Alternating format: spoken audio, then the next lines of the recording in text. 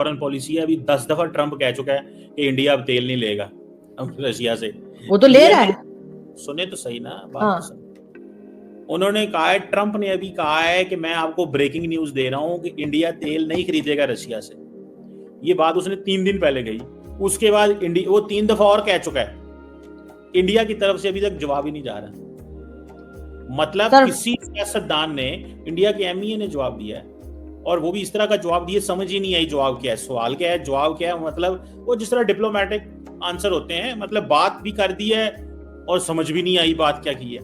तो अगर पॉलिटिशियन ने बात की है अमेरिका के अंदर आपकी फॉरेन पॉलिसी के बारे में, तो पॉलिटिशियन दे यहाँ जवाब। भला मैं कहता हूँ इंडिया बहुत आजाद मुल्क है भाई, बहुत बड़ा आजाद मुल्क है।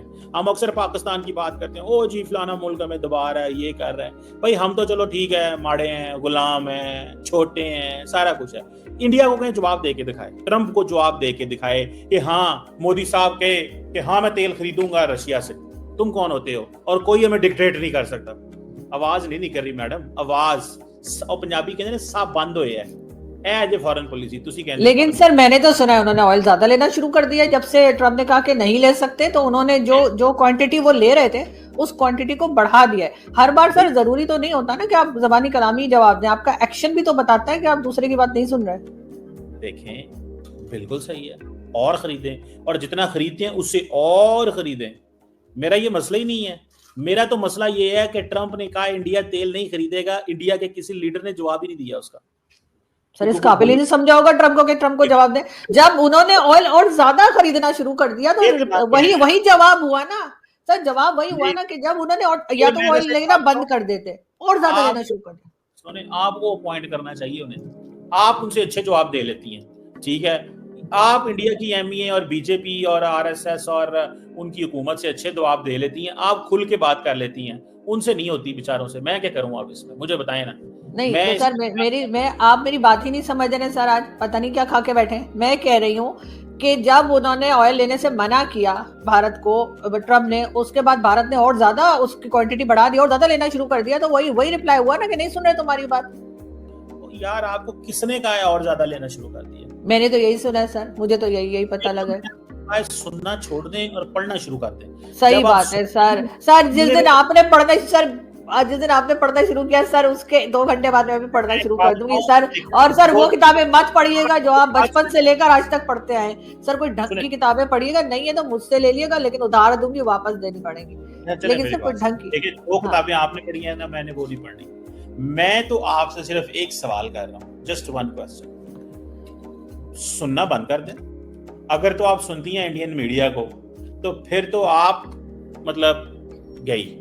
और अगर आपने किसी अच्छे मीडिया को, गैर जानबदार, आपने फाइनेंशियल टाइम्स को पढ़ा है, निकी एशिया को पढ़ा है, रॉयटर्स को पढ़ा है, ऐसे क्रेडिबल पेपर जो बात करते हैं तो उस बात का वजन होता है, वो उसकी खबर जो है वो सामने आती है, ठीक है। तो मैं समझता हूँ कि ऐसी तो कोई बात नहीं है। इंडिया जो है वो अगर ज्यादा तेल खरीद रहा है तो पता चल जाएगा, लेकिन मेरे कागजों में तो ये समझ है कि अभी वो पता ही कोई नहीं है वो क्या कर रहे हैं। सर अगर हम बात करें अफगानिस्तान की, अफगानिस्तान के साथ हमारा एक बार फिर सीज फायर हो गया है और ख्वाजा आसिफ साहब गए थे वहां पर, दुआ में बात करके आए। आपके ख्याल से ये कितने दिन चलने वाला है? कितने दिन के बाद ये दोबारा अटैक्स जो हैं वो शुरू हो सकते हैं, या आपको लगता है नहीं अब अमन रहेगा? मैडम सच्ची बात बताऊं, मुझे नहीं लगता ये अमन रहेगा। उसकी वजह यह है कि जो मुल्ला उमर का बेटा है ना, वो है असल प्रॉब्लम, ठीक है। मुल्ला उमर जो है वो तो जारी बात है जो है वो है, लेकिन मुल्ला यकूब जो मुल्ला उमर का बेटा है, उसकी असल लड़ाई है खैबतुल्लाह अखुंज़ादा के साथ, जो इस वक्त वहां पे सुप्रीम लीडर है। अच्छा, सुप्रीम लीडर के साथ वो लड़ाई है उसकी, और वो हीरो बनना चाहता है अफगानिस्तान के अंदर। और अगर वो हीरो बनना चाहता है, और वही टॉक्स करने गया हुआ था, सुनने में तो ये आता है, बकौल एजाज सैयद, हमारे पाकिस्तान के बड़े क्रेडिबल सहाफ़ी हैं, शायद मैंने उन्हीं का पढ़ा है या मैंने कहाँ पढ़ा है। उन्होंने कहा जी कि उनसे जब सवाल, उन्होंने कहा जी कि हमने तो पता नहीं हम ऐसे ही आ गए हैं यहाँ पे, या हमारे पास तो और भी रास्ते थे। तो सुना है कि जो है ख्वाजा आसिफ वो उठ खड़े हुए, उसने कहा ठीक है पहले और रास्ते इख्तियार कर लो ना, फिर बाद में ये बातें भी कर लो। तो मैं आपको एक बात बताऊं, ये पाकिस्तान ने बड़ा स्ट्रेटेजिक पेशेंस दिखाया, सच्ची बात बता रहा हूँ, लॉट ऑफ स्ट्रेटेजिक पेशेंस दिखाया पाकिस्तान। One thing. सेकेंडली, मुझे ऐसा लगता है कि अब कोई वो नहीं है चक्कर चुक्कर, इन्होंने बहुत मारना है और इन्होंने मारना बहुत है और गिनना किन्होंने? कम है। अफगानिस्तान वालों ने? अफगानिस्तान वालों को कह रहे हैं उन्होंने मारना है और गिनना कम है? आप तो यही चाहती हैं ना, आपने तो अपने दिल मैं की बात कर पूछ रही हूँ सर, आपने नाम ही नहीं लिया किसी का, तो समझ आपने नहीं आ रही कौन मार रहा है और कौन गिन रहा है सर। दरअसल पूरी बात अगर किया करें ना, आप आधी आधी बात क्यों करते हैं सर? आप जलेबियां मत बनाएं। दरअसल मैं तो आपके बेसिक आईक्यू और कॉमन सेंस को जज कर रहा था कि अगर मैंने ये बात की है तो इसका मतलब क्या है। इसका मतलब है यस कि पाकिस्तान नहीं मारना, पहले पाकिस्तान नहीं मारा है ना, उन्होंने थोड़ा ही मारा है। तो मैं तो आपका कॉमन सेंस चेक कर रहा था जिसमें आप सर दोस्तों, ट्रम्प के द्वारा टैरिफ बढ़ाने के बाद जब भारत पर कोई असर नहीं हुआ तो ट्रम्प तिलमिला उठा है, जिसके बाद पाकिस्तान नेता की तरह फालतू की बयानबाजी करने में लगा हुआ है। अमेरिकी राष्ट्रपति डोनाल्ड ट्रम्प ने रविवार को एक बार फिर यह दावा किया कि भारत अब रूस से तेल का व्यापार नहीं करेगा। बता दें, ट्रम्प इससे पहले भी 15 अक्टूबर को भी ऐसा दावा किया था। ट्रम्प ने अपने प्लेन में रिपोर्टरों से बात करते हुए कहा कि मैंने भारत के प्रधानमंत्री मोदी से बात की और उन्होंने कहा कि वे रूस के तेल का व्यापार नहीं करेंगे। इस पर रिपोर्टरों ने कहा कि भारत ने आपके और पीएम मोदी के बीच तेल खरीद को लेकर कोई कॉल होने से इनकार किया है। इसके जवाब में ट्रंप ने तुरंत कहा कि अगर वे ऐसा करना चाहते हैं तो उन्हें भारी टैरिफ देना पड़ेगा और वे ऐसा नहीं करना चाहते। ट्रंप के इस दावे पर जायसवाल का ट्रंप को करारा जवाब। भारत तेल और गैस का बड़ा खरीदार है। जनता के हितों की रक्षा करना हमारी प्राथमिकता रही है।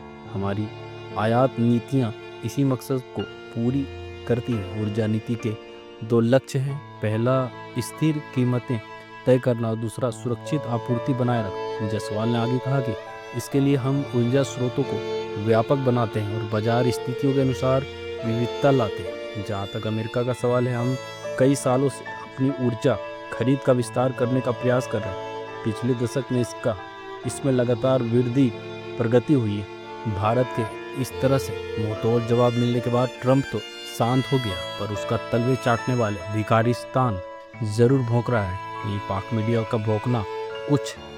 के कुछ चमचे भारत पर यह दावा कर रहा है कि भारत की इस तरह से अभी तक ट्रंप को कोई जवाब नहीं दिया गया है। यानी पाकिस्तान के भिखारियों का कहना है कि ट्रंप के उस जवाब पर अभी तक भारत के किसी मंत्री का कोई मुंहतोड़ जवाब नहीं आया। इन पाकिस्तानियों को अपने मुल्क की दुर्गति नहीं दिख रही, पर पड़ोसियों के मुल्क की फिक्र बड़ी है इन्हें। पहले अपने मुल्क को बचाओ अफगानिस्तान से, फिर भारत को देखना। सर ना चेक करें सर, जो चीज आपके पास नहीं वो मेरे पास भी नहीं है। लेकिन मैं सर जलेबी ना, मुझे उस पूरी बात किया करें सर, पूरा नाम ले, पाकिस्तान ने मारना है और गिनना कम है। सर गिनती वैसे हमें नहीं आती है सर, हम अभी तक वो 5, 4, 3, 6, 10 जहाजों में फंसे हुए सर। हमारी इधर काउंटिंग पूरी नहीं हो रही, आप जानते हैं हमारी गिनती खराब है। मेरे साथ डिस्कशन कर रही होती है, चीजों की समझ ना आए ना, बाद में दोबारा सुन के तो डिक्शनरी खोल लिया करें या किताबों से खोल लिया करें।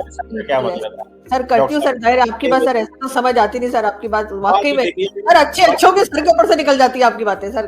क्या बाद में देखा करें डॉक्टर साहब ने क्या फरमाया था। बिल्कुल ऐसा ही है बिहार के अंदर। तो मैं ये कह रहा था कि भाई अब स्ट्रेटेजिक पेशेंस खत्म, ठीक है। अब जो गेम है ना, वो गेम ये है कि इधर होगा दमादा मस्त के अंदर, क्योंकि पाकिस्तान ने कहा है कि हमने छोड़ना नहीं है इनको। ये इन्होंने तमाशा बनाया क्योंकि इनकी आपस में इंटरनल लड़ाई है और इंटरनल लड़ाइयों की वजह से एक बंदा दूसरे पे हावी होना चाहता है। हमारा ये है कि हमने तुर्की और कतर के कहने पे, उनकी रिक्वेस्ट पे ये सारा कुछ कर लिया। तो अब वैसे पहले भी हमने अमेरिका के कहने पे इंडिया से जंग बंद हो गई थी, वरना लंबे काम चलने थे उधर भी। हाँ, वरना सर हम तो नहीं रुकने वाले थे। सही बात है। वो तो मोदी साहब फटाफट उन्होंने वो जेडी वैंस ने उनको डरा दिया, तो अभी भी इनको फटाफट जो कतरियों ने डरा दिया, तो वो ये चीज है मैडम, वरना इधर तो बहुत गेम खराब है। इधर मामलात जो है ना, सही बात है सर। हमारे नाम से ही लोगों की टांगे कांपनी शुरू हो जाती है। मैंने सुना है लोग थर-थर कांप रहे, अफगानिस्तान में भी थर-थर कांप रहे और भारत में भी सर यकीन करें रातों को नींद नहीं आ रही उन लोगों को। लेकिन सर बात सारी ये है कि हमारी पॉलिसी असल में है क्या अफगानिस्तान को लेकर, अगर आप मुझे ये समझा पाए। हमारी पॉलिसी अफगानिस्तान की क्या है? हाँ, देखिए, पहली बात तो ये है कि हमारी पॉलिसी ये है कि हम अफगानिस्तान के अंदर, अभी तो देखें पॉलिसी चेंज हो गई अगर सही मानों में देखें। We believe Afghan Taliban is a regime, ठीक है, and regime means that these people who are running these affairs, they are not the true representatives of the people of Afghanistan. and they needs to be emancipated from the influence of these people, those who are ruling. इनको आजाद होना है, so इनको regime कहा जाता है, जैसे Iran को regime कहा जाता है. It means they are not the true representative, but we don't call Iran as a regime, we call Taliban as a regime. ये नई पॉलिसी है अफगानिस्तान के ऊपर. I am telling you जो अभी ये है. So पहली बात. Second क्या है कि ये जो लोग हैं ये सारे अफगानिस्तान को रिप्रेजेंट नहीं करते, ठीक है.